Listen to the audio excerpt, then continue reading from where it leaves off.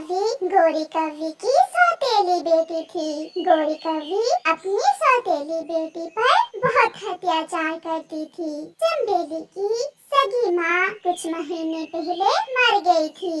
अगर अपने पिता को कुछ बताया कि मैं तुमसे घर के सारे काम करवाती हूँ तो मैं तुम्हें जान से ही मार दूंगी। नहीं सौतेली माँ जी, मैं पापा को कुछ नहीं बताऊंगी। मैं पापा के आने से वहाँ सो जाऊंगी। कालू कौवा जो चंबेली का पिता था वो भी घर आ जाता है, जिसे देखते ही चंबेली अपनी आंखें बंद करके सोने का नाटक करती है। मेरी बेटी सो गई है क्या? हाँ हाँ सो गई है। सारा दिन खाने और सोने के सिवा इसे काम ही क्या है। अभी छोटी है मेरी बेटी, जब बड़ी होगी तो सारे काम भी कर लिया करेगी। चंबेली अपनी आंखें बंद किए सारी बातें सुन रही थी, मगर अपनी सौतेली माँ के डर से वो कुछ नहीं बोलती और सोने का नाटक करती है। चंबेली के जीवन में हर रोज ऐसा ही होता। जैसे ही कालू कौवा काम पर जाता, चंबेली की सौतेली माँ उसे काम पर लगा देती। अब यहाँ बैठी बैठी मेरा मुंह क्या देख रही हो? जाओ और जंगल से कुछ सूखी लकड़ियाँ ले आओ। मगर माँ, मुझे तो पता नहीं है कि लकड़ियाँ कहाँ से मिलेंगी। जब घर से बाहर जाओगी तो सब पता चल जाएगा।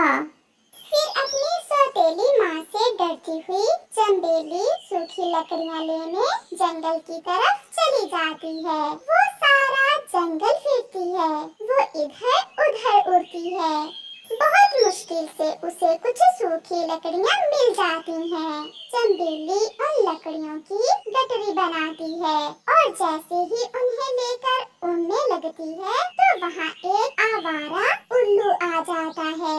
ये लकड़ियाँ तुम मुझे दो, वरना मैं तुम्हें मार दूंगा। अंकल डाकू, अगर मैं लकड़ियाँ ना लेकर गई तो मेरी सौतेली माँ मुझे मार देगी, और अगर आपको ये लकड़ियाँ ना दूं तो आप मुझे मार देंगे। अगर मेरे भाग्य में मरना है ही तो आप मुझे मार ही दें। मैं भी ऐसी जिंदगी से तंग आ गई हूँ। चंबेली की ये बात सुनकर उस उल्लू को छोटी कौवी पर बहुत दया आती है और वो उससे पूछता है, क्या तुम्हारी सौतेली माँ तुम पर बहुत अत्याचार करती है? अंकल, मेरी सौतेली माँ मुझसे सारे घर के काम भी करवाती है और मुझे मारती भी है। बहुत मारती है मेरी सौतेली माँ मुझे। बेटी, मैं आया तो तुमसे तुम्हारी लकड़ियाँ छीनने था, मगर तुम्हारा दुख देखकर मुझे तुम पर बहुत दया आई है। अगर तुम चाहो तो तुम मेरे साथ मेरे घर आ सकती हो। तुम्हारी चाची तुम्हारा बहुत ख्याल रखेगी, वो तुम्हें अपनी बेटी बनाकर रखेगी। चंबेली भी अब वापस घर नहीं जाना चाहती थी, इसलिए वो उस उल्लू के साथ चली जाती है। पत्नी जी, कहाँ हो? जल्दी आओ, देखो तो आज मेरे साथ कौन आया है। कौवी, ये छोटी कौवी कौन है और तुम क्यों इसे किडनैप करके यहाँ ले आए हो?